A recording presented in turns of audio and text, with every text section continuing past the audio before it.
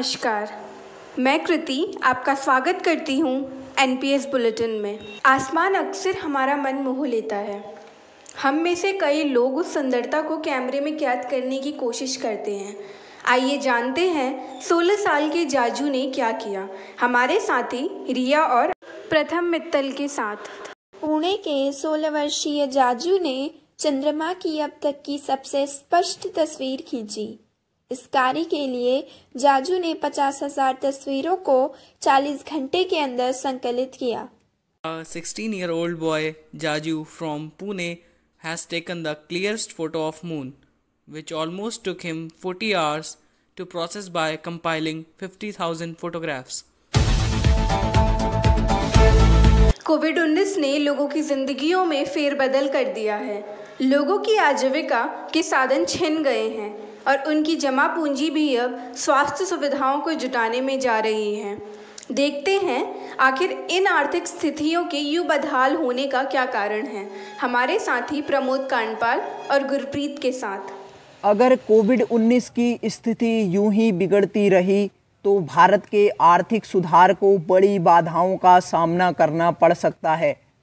भारत के आर्थिक सुधार के लिए बाधाओं में कोविड-19 के मामलों में वृद्धि, धीमा टीकाकरण, बेरोजगारी और गिरती आय तथा कुछ राज्यों में घोषित स्थानीय प्रतिबंधों के कारण पर्यटन, मनोरंजन और यात्रा जैसे क्षेत्रों में आने वाली कमियां शामिल हैं।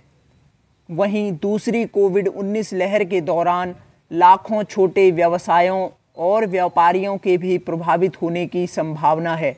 India's economic recovery could face major roadblocks if the COVID-19 situation continues to deteriorate.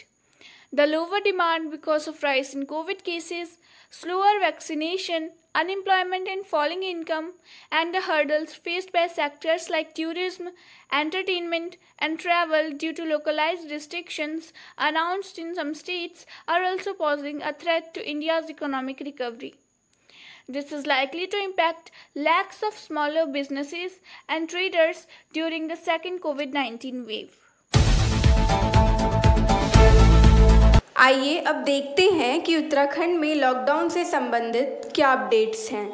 साथ ही साथ बदलते मौसम और इस बदलाव के कारण पर भी एक नज़र डालते हैं, हमारे साथी रिया और दीपिका के साथ। उत्तराखंड में कोरोना वायरस के प्रसार को रोकने के लिए लगाए गए कर्फ्यू को 1 जून तक बढ़ा दिया गया है।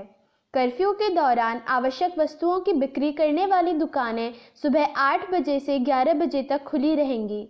कैबिनेट मंत्री सुबोध उनियाल ने घोषणा की है कि 28 मई को आवश्यक वस्तुओं की खरीदारी के लिए जनता सुबह 8 बजे से दोपहर 12 बजे तक यात्रा करने के लिए स्वतंत्र होगी। कोविड-19 के कहर के साथ साथ उत्तराखंड बदलते मौसम की मार से भी जूझ रहा है। चक्रवाती तूफान ताउते के असर के बाद उत्तराखंड के मौसम में एक बार फिर बदलाव की संभावना बन रही है। मौसम विभाग के अनुसार 26 मई की रात से राज्य में मौसम बदलने की उम्मीद है। इस कारण 27 मई को बागेश्वर, नैनीताल, पिथौरागढ़ और चंपावत में कहीं-कहीं हल्की बारिश और काफी बर्फबारी होने की संभावना है। The curfew imposed in Uttarakhand to contain the spread of coronavirus has been extended till 1 June. Shops selling essential commodities will remain open from 8 a.m. till 11 a.m. during the curfew. Cabinet Minister Subodh Unyal announced that the public will be free to travel between 8 a.m. and 12 p.m. for the purchase of essential commodities on 28th May. Along with the havoc of COVID-19, Uttarakhand is also facing the distress of changing weather. After the impact of cyclonic storm Taute, there is a possibility of change in the weather of Uttarakhand. According to the Meteorological Department, the weather is expected to change in the state from the night of 26th May. Due to this, on May 27 there is a possibility of light rain and some snowfall in Bageshwar, Nainital, Pithoragarh and Champawat districts. Medical science ने अब एक अलग मुकाम हासिल कर लिया है। जिन बीमारियों को कभी लाइलाज माना जाता था, जिन बीमारियों ने न जाने कितनों को मौत के घाट उतार दिया, आज मेडिकल साइंस की बदौलत हम ऐसी बीमारियों का इलाज करने में भी समर्थ हैं। तो आइए सुनते हैं अगली खबर हमारे साथी गुरप्रीत और आंचल के साथ। जायडस कैडिला ने स्तन कैंसर के इलाज के लिए इस्तेमाल की जाने वाली दवा उज्वीरा लॉन्च की है। यह दवा इलाज में आने वाले खर्च को लगभग 80% तक कम कर सकती है।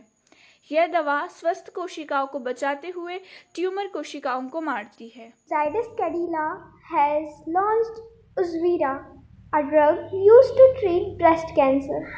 This medicine can reduce the cost of treatment by about 80%. This medicine kills tumor cells while preserving healthy cells. बढ़ते हैं अगली खबर की ओर। हमारे साथी प्रमोद और दीपिका से सुनते हैं आज की environmental news. National green tribunal यानी एनजीटी ने 6 महीने के भीतर गुजरात के बन्नी घास मैदानों से सभी अतिक्रमण हटाने का आदेश और एक संयुक्त समिति को 1 महीने में कार्य योजना तैयार करने का निर्देश दिया है। इस क्षेत्र का चरवाहा समुदाय मालधारी, जिनकी आजीविका इस संरक्षित झाड़ी सवाना पर निर्भर है, ने इस कदम का स्वागत किया है। मई 2018 में मालधारी समुदाय ने बन्नी पशु उच्चरक मालधारी संगठन के तहत एकजुट होकर पारिस्थितिक रूप से संवेदनशील इन बन्नी घास के मैदानों में अतिक्रमण के खिलाफ मामला दर्ज किया था। The National Green Tribunal ordered all encroachments to be removed from Gujarat's Bunny grasslands within 6 months and directed a joint committee to prepare an action plan in a month. The region's nomadic pastoralist community, the Maldharis, whose livelihoods depend on this protected shrub savanna, welcomed the move. The community united under Banni Pashu Uchcherak Maldhari Sangathan had filed a case against the encroachment in the ecologically sensitive Bunny grassland in May 2018. दोस्तों, आपकी नज़र में यह घटना क्या करती या आप क्या सोचते जब लॉकडाउन के कारण एक जोड़े ने 131 मेहमानों के साथ उड़ते विमान में शादी कर ली। एक कार्टूनिस्ट की नज़र में यह घटना कैसी है, देखिए इस कार्टून में, जिसे बीबीसी हिंदी के लिए कीर्तिश ने यात्रीगण कृपया ध्यान दें शीर्षक से बनाया है, जो कि हाल ही में हुई इसी दिलचस्प घटना को दर्शाता है।